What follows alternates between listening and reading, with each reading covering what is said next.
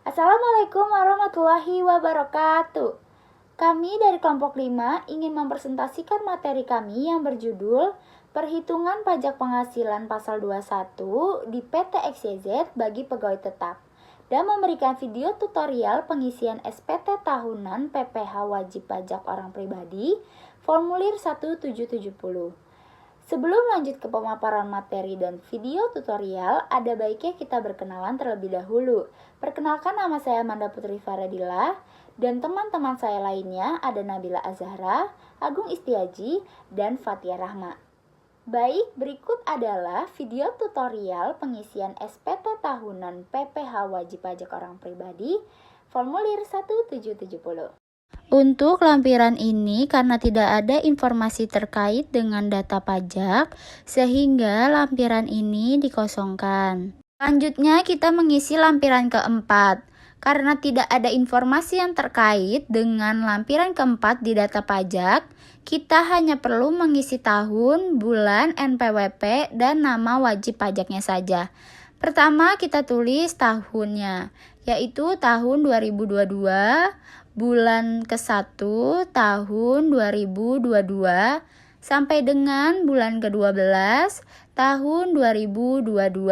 Ini ditulis sebagai pencatatan. Lanjut kita tulis ke NPWP, yaitu 79 270 802 6 013 000. Lalu kita lanjut ke nama wajib pajak, yaitu Ibu Nia Ramadhani.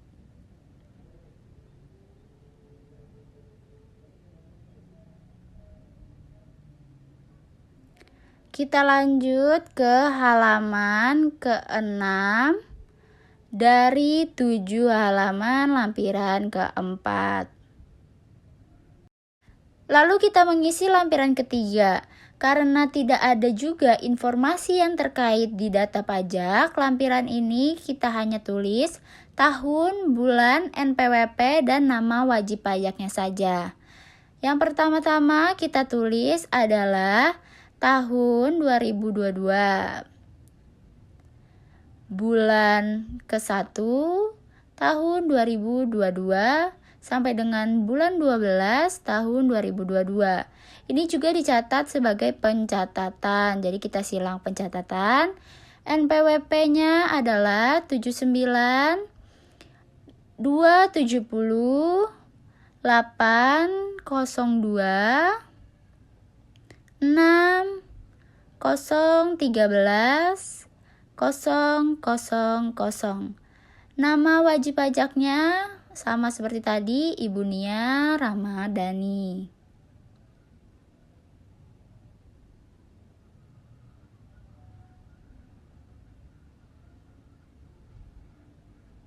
Selanjutnya kita akan mengisi lampiran kedua, karena lampiran kedua terkait dengan informasi data pajak atau bukti potongan, sehingga kita harus mengisi setiap kolom-kolom yang ada di lampiran kedua ini. Yang pertama kita tulis tahun pajaknya, yaitu 2022. Lalu kita tulis bulan pertama tahun 2022 sampai dengan bulan ke-12 tahun 2022. Kita silang bagian pencatatan. Lalu lanjut ke NPWP wajib pajak, yaitu 79 270 802 6 013 000. Dan nama wajib pajaknya yaitu Ibu Nia Ramadhani.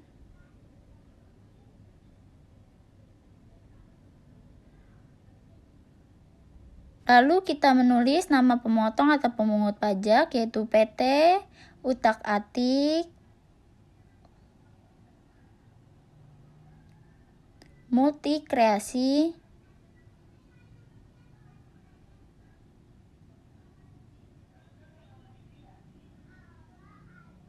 Dinamika.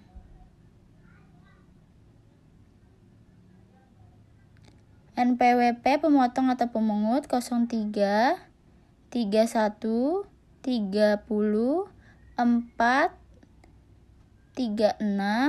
035, 000. Nomornya 1.1, tanggal 31, bulan 12, tahun 2022. Jenis pajaknya adalah pajak PPh pasal 21. Jumlah PPh yang dipotong atau dipungut sebesar 124.200. Ini tercantum di bukti potongan pajak atau data pajak. Kita tulis jumlahnya sama seperti di atas, 124.200. Kita tulis halaman keempat dari 7 halaman lampiran kedua.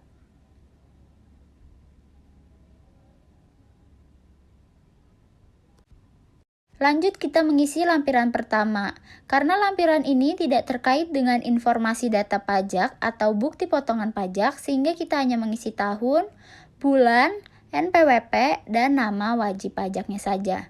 Pertama kita tulis tahun pajaknya tahun 2022, bulan pertama tahun 2022 sampai dengan bulan ke-12 tahun 2022. Ini kita tulis pencatatan. Lalu kita menulis NPWP yaitu 79 270 802 6 013 000. Nama wajib pajaknya yaitu Ibu Nia Ramadhani.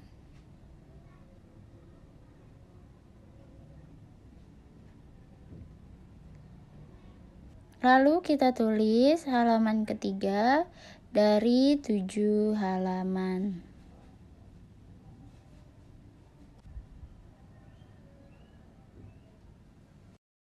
Ini lampiran pertama untuk pembukuan, juga tidak ada informasi yang terkait dengan data pajak atau bukti potongan pajak. Sehingga kita hanya menulis tahun pajak, bulan, NPWP, dan nama wajib pajaknya saja.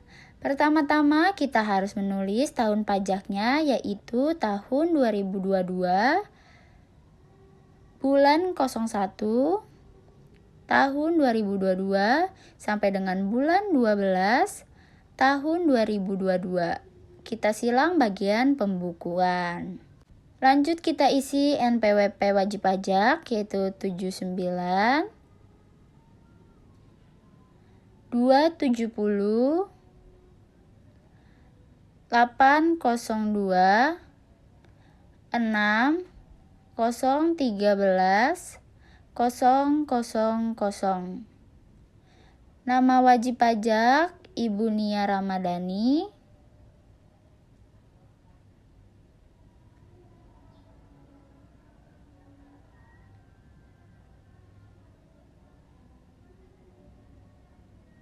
Lalu kita akan mengisi SPT Induk. Karena SPT Induk sangat banyak informasi yang terkait dengan lampiran ini, sehingga kita harus mengisi setiap kolom-kolomnya sesuai dengan data pajak. Yang pertama, tahun pajaknya tahun 2022, bulan 01, tahun 2022 sampai dengan bulan 12 tahun 2022. Kita silang bagian pencatatan. Lalu kita melanjutkan penulisan NPWP, nama wajib pajak, jenis usaha atau pekerjaan bebas. Kita pertama tulis NPWP-nya 79 270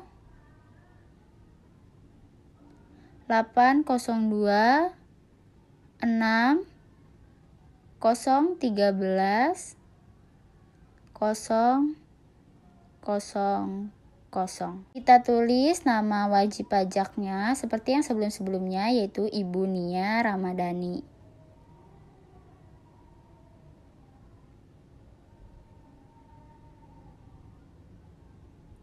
Pekerjaannya adalah karyawan swasta.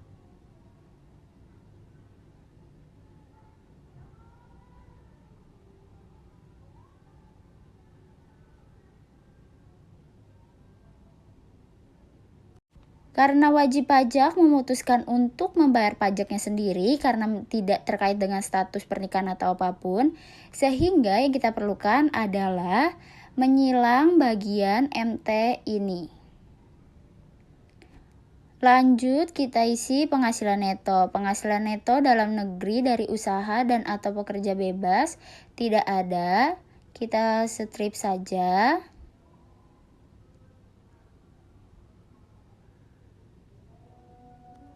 Kita lanjut ke poin 2, penghasilan neto dalam negeri sehubung dengan pekerjaan.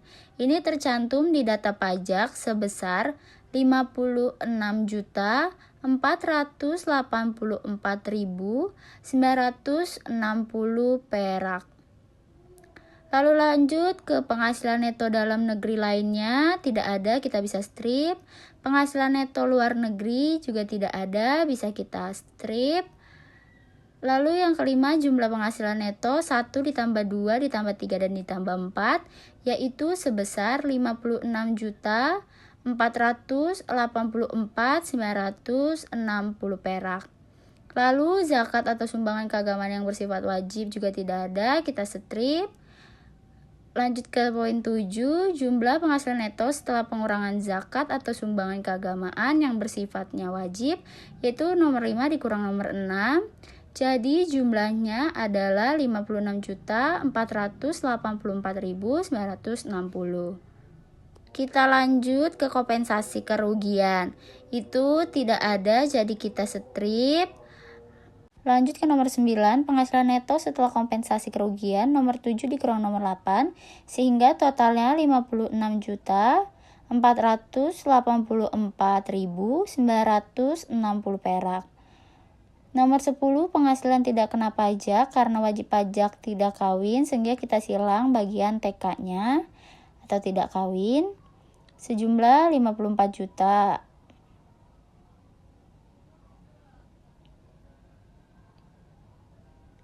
Nomor 11, penghasilan kena pajak, nomor 9 dikurang 10, jadi totalnya 2.484.000.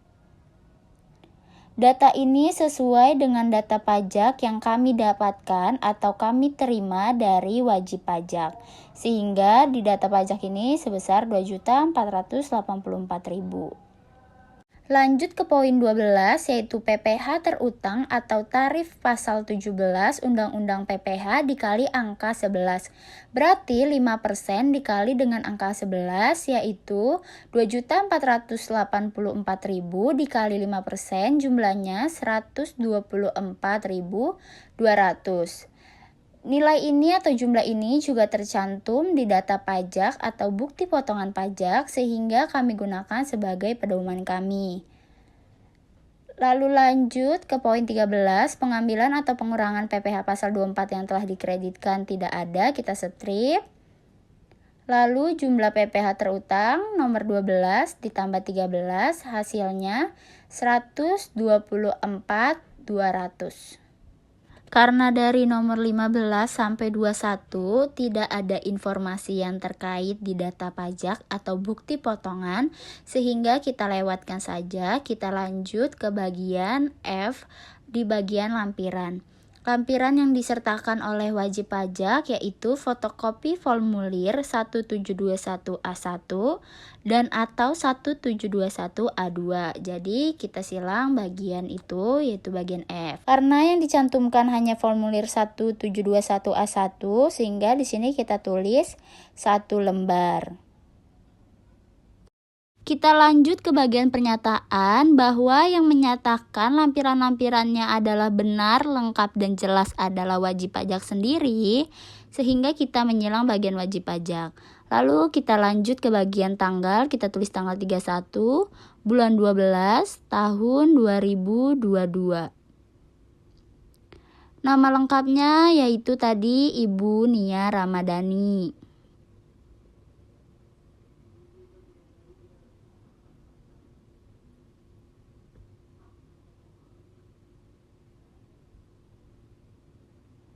Lalu kita isi NPWP-nya 7927